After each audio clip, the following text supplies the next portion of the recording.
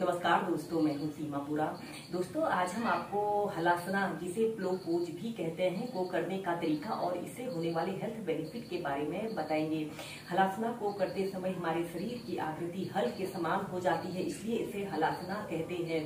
दोस्तों, इस अभ्यास को करने से जिन लोगों को मोटापे की समस्या होती है, विशेषकर जिन लोगों के छाती के आसपास जमा फैट होता है, इस हलासना को करने से दूर होता है। यह अभ्यास हमारे गले में दर्द, गले में टॉन्सिल्स जैसी समस्याओं को भी दूर करता है। जिन लोगों को डाइजेशन से जुड़े विकार होते हैं, जैसे जो लोग कब्ज, गैस, एसिडिटी जैसी समस्याओं से पीड़ित हैं, उन लोगों ने भी हलासना को नियमित 5 से 10 मिनट अपनी दिनचर्या में शामिल करना चाहिए। दोस्तों, इस अभ्यास को करते समय हमारे स्पाइन पर काफी लाभकारी प्रभाव पड़ता है। यह अभ्यास हमारी रीढ़ की हड्डी के लचीलेपन को बढ़ाता है। आइए देखते हैं कि प्लो पोज, जिसे हलासना भी कहते हैं, को सबसे आसान तरीके से कैसे प्रैक्टिस किया जाता है। दोस्तों, हलासना को करने के लिए सबसे पहले आपने ऐसे पीठ के बल सीधे लेट जाना है और अपने दोनों हाथों को ऐसे अपने थाइस के पास ऐसे रख लेते हैं।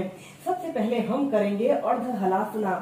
श्वास अंदर भरते हुए ऐसे अपने दोनों पैरों को ऐसे 90 डिग्री के एंगल में ऐसे उठा लेते हैं। आपके दोनों पैर बिल्कुल सीधे, पंजे ऐसे ऊपर की तरफ तले हुए हों और एक आरामदायक अवधि के लिए कम से कम 2 से 5 मिनट आप ऐसे ही अर्ध हलासना की पोजीशन पर रह सकते हैं। जब भी आपके शरीर में दर्द, थकान, तनाव जैसी स्थिति उत्पन्न हो, आप इस अभ्यास को बॉल के सहारे एक आरामदायक स्थिति में कीजिए या फिर अपने दोनों हाथों को ऐसे अपने घुटनों के पीछे रखकर इस अभ्यास को ऐसे भी प्रैक्टिस कर सकते हैं। दोस्तों, इस अभ्यास को करने से पेट में दर्द, पेट में ऐंठन जैसी समस्या भी दूर होती है। और फिर नीचे ऐसे इस अभ्यास को आप 4 से 5 बार करें।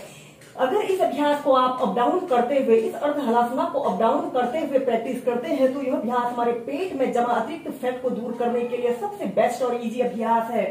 सबसे पहले आप ऐसे ही अपने दोनों हाथों को ऐसे अपने हिप्स के नीचे से ऐसे रख लें और फिर श्वास अंदर भरते हुए ऐसे अपने दोनों पैरों को ऐसे 90 डिग्री के एंगल में उठा लें। आपके दोनों पैर बिल्कुल सीधे, पंजे ऊपर की तरफ तले हुए हों और श्वास छोड़ते हुए ऐसे अपने पैरों को जमीन से थोड़ा सा ऊपर रखते हैं। अपने हील को जमीन पर स्पर्श नहीं कराते हैं।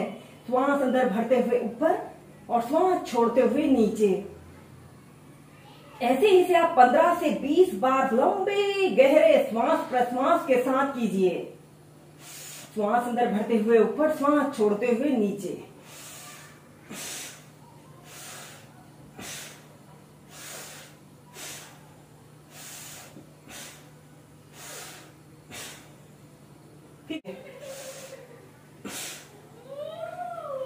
यह अभ्यास हमारे शरीर के लचीलेपन को बढ़ाता है और यह अभ्यास को करने से हमारे संपूर्ण शरीर की स्ट्रेचिंग होती है।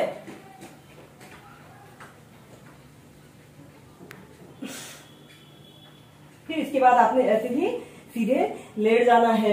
इसके बाद हम करेंगे हलासना।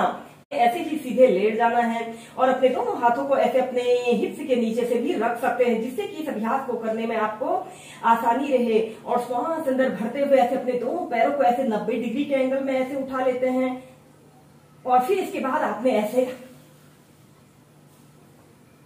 अपने दोनों पैरों को पीछे ले जाते हैं। आपके दोनों पंजे जमीन को स्पर्श कर रहे हो। आपके दोनों पैर बिल्कुल सीधे रहें और अपने दोनों हाथों को ऐसे अपने टखनों के पास रखकर एक आरामदायक अवधि के लिए कम से कम 2 से 5 मिनट आप इस हलासना की पोजीशन पर रह सकते हैं। ये फिर अपने दोनों हाथों को ऐसे इंटरलॉक कर लेते हैं। अपनी दोनों आंखों को बंद करके अपना समस्त ध्यान अपने श्वासों के आवागमन पर रखते हुए इस अभ्यास को कीजिए। दोस्तों, जिन लोगों को अक्सर नाक, कान, गले से जुड़े विकार होते हैं, इस हलासना को करने से दूर होते हैं।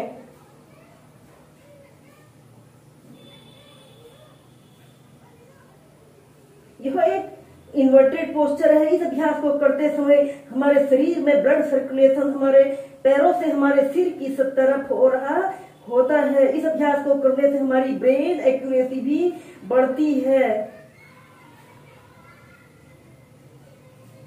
Normal breathing.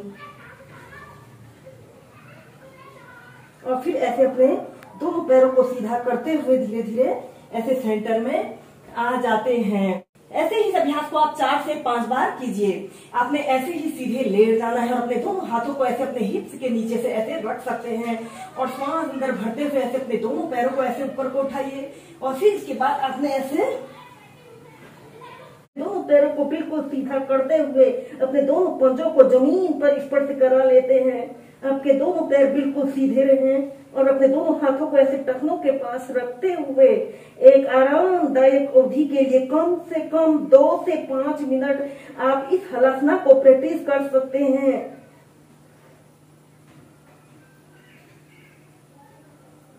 अपना समस्त ध्यान अपने श्वासों के आवागमन पर रखते हुए इस अभ्यास को करें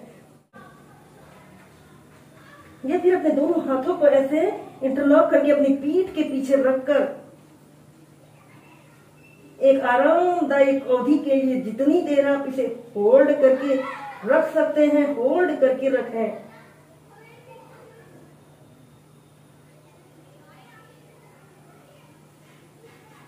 और फिर इसके बाद आपने ऐसे धीरे धीरे ऐसे सेंटर में आ जाते हैं।